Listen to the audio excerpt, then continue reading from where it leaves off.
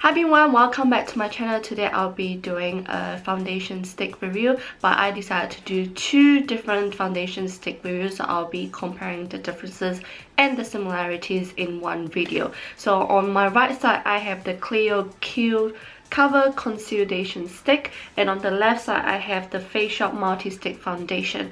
The reason why I decided to do a comparison between these two is just because I feel that, you know, the packaging of the foundation sticks are similar, and I'm like, why are they releasing foundation stick now? Because they look really interesting. So I thought I'll do a comparison when we'll see what are similar and what are different from these two. So straight away I can tell, obviously the packagings are different and they have different SPF as well. So the Clio has SPF 50, but the Face Shop have SPF 45.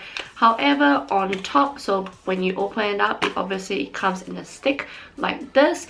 And so I noticed that with the Clio one, it's much more fatter, or like much more wider compared to the Face Shop one. And for the Cleo one, you have to twist right at the bottom here to twist it out, and with the Face Shop you have to twist it at the top here. Now straight away you can tell that the Face Shop one is way more smaller, and the Face Shop in the middle actually has a bump inside it. The reason why I decided to buy these two foundations is just because both say that they'll give a hydrating finish, so a hydrating texture on your face because of the ingredients contained in the foundation. Especially the Face Shop one. The Face Shop one talks about how the bump in the middle just helps to hydrate your skin, and then the foundation inside also contains some kind of hydrating ingredient inside as well. Same with the Cleo, it talks about how it gives you higher coverage but also makes your skin moisturized as well. Now at the bottom of both of the foundation stick, it comes with the brushes, and you can tell straight away that the Cleo one is way more bigger than the Face Shop. Application for the Cleo one, I noticed straight away that it's a bit lighter on my skin. You can tell in this like line here, can you guys see? So basically I actually got this in the darker shade. It comes in 5 different shades, and I got it number 5 sand. So I'm like, okay, it's a bit light, and it says that it gives a higher coverage, but if you can tell from the video, I actually applied this 2 or 3 times to get the coverage that I want, just because I have quite a bit of redness around my cheek area. So I don't think it does give a high coverage, so you do have to layer it. But layering it doesn't make your skin cakey at all, especially when I have dry skin. So it's not accentuating any of my dry patches, which is awesome. A little bit at the bottom here, but yeah, nothing can be helped with that one. And it doesn't really suck into your pores, which is good. In regards to applying with the brush, I'm not sure how I feel about applying the foundation stick with the brush anyway, but when I applied this, it was actually easy to apply with circular motion. But I think when doing the circular motion, it does remove some of the foundation off your face, if that makes sense.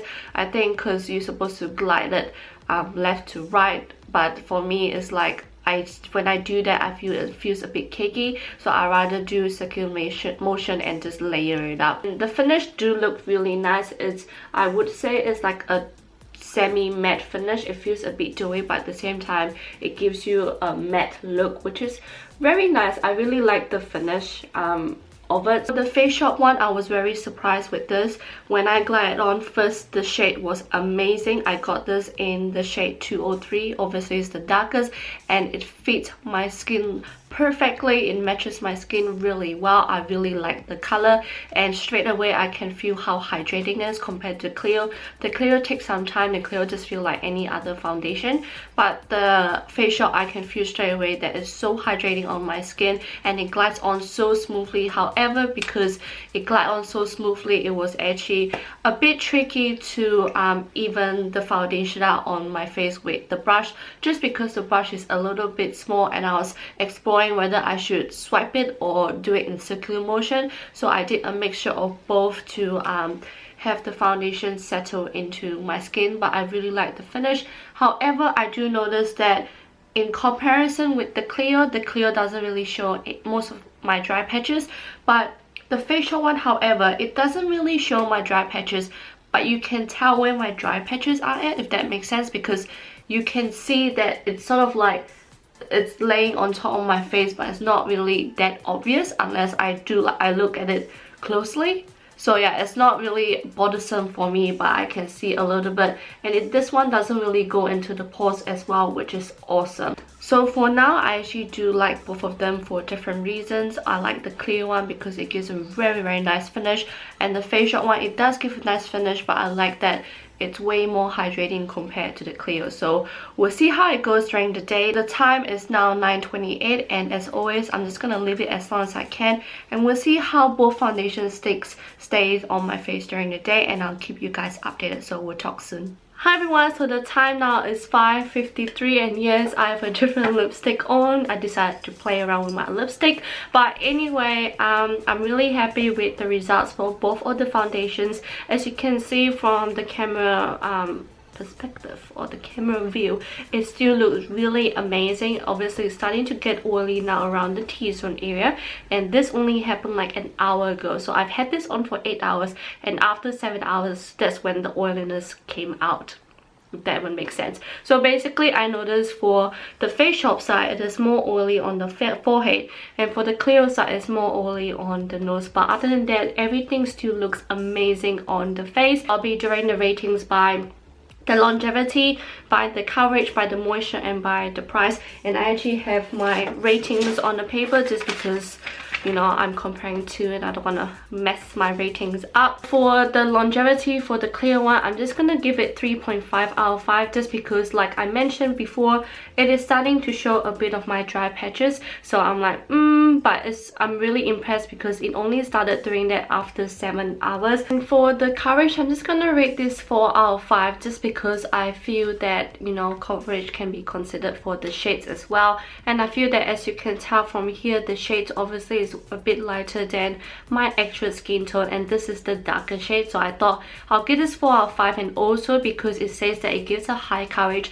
But like I mentioned in the beginning of the video, I had to layer it up to cover up my redness, and as you can see, during the day, the redness on my nose and around my cheek are appearing slowly, but not dramatically, but it's still not that bad. It's still bearable, but it does give a really nice natural finish, which I really like. So hence why I'm just leaving it 4 out of 5. In regards to the moisture, I'm gonna give this 4 out of 5 as well, just because I feel like it's not that moisturizing, but it's moisturizing enough for my face. And I feel that because of the moisture, I don't really need to set it with powder, just because I feel like if I set this with powder, it's just gonna emphasize my dry patches more during the day. And because, you know, like I told you guys before, after 7 hours, just when all the dry patches were appearing a little bit. So what I'm gonna do is I would probably put like a moisturizing primer underneath this foundation, and then just put the foundation on without even setting it, and it should be okay throughout the whole day.